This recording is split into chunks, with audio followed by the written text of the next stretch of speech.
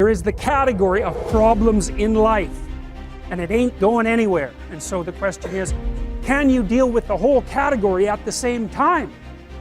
That's the thing. That's how to be in the world, is to deal with that category all at the same time. And so how did human beings, what did they come up with as a solution? And that's so cool too, because the solution they come up with not only was the heroism that allows you to approach what you're terrified by and what you find offensive and to learn from it, but also the idea of sacrifice, and that was played out by cultures everywhere, including human sacrifice. And you think, what the hell was up with those crazy bastards so long ago? They were sacrificing to gods all the time. What kind of clueless behavior was that? Burn something, please God. Burn something valuable and please God. It's like, what was with them? What were they thinking? Well, they weren't stupid, those people. If they were stupid, we wouldn't be here. They were not stupid, and believe me, we lived under a lot harsher conditions than we do. So those were some tough people, man. You know, back then you'd last about 15 minutes. So you don't want to be thinking of your ancestors as stupid. Like, there's no real evidence that we're much different cognitively than we were 150,000 years ago. So anyways, sacrifice. What does that mean, sacrifice? Well, it's a discovery, man. It's the discovery of the future. It's like the future is actually the place where there is threat. And it's always going to be there. So what do? You make sacrifices in the present so that the future is better. Time is short. What is your life? It's even a vapor that appeareth for a little time and then vanisheth away.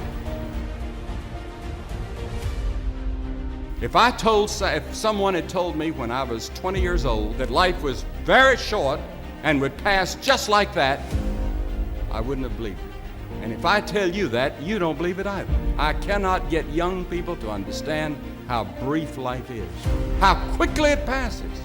It seems like yesterday I was in school.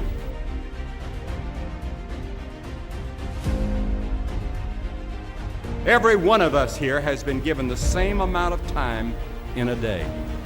1,440 minutes a day, 168 hours per week. The days of our years are 80 years and 10. And if by reason of strength they are 80 years, yet is their strength labor and sorrow, for it is soon cut off, and we are passed away and cut off. 70 years God allows us. And it's interesting to me, with all of our medical science, we've never passed that magic mark. The average American male today lives 70 years and 4 months. The average female, 73 years and 6 months. More people live to be 70, but the average age of an American is still 70, as taught in the scriptures. Now, 70 years God allows us. Let's think a moment. What do we do with those 70 years? The first 15 are spent in childhood, and then 20 years we sleep. And then the last 5 years, physical limitations are curtailing your activities. They haven't curtailed mine yet, but my 5th year till 70 starts next year. Only 30 years left, and part of that time must be spent in eating meals, working, and figuring out your income tax, things like that.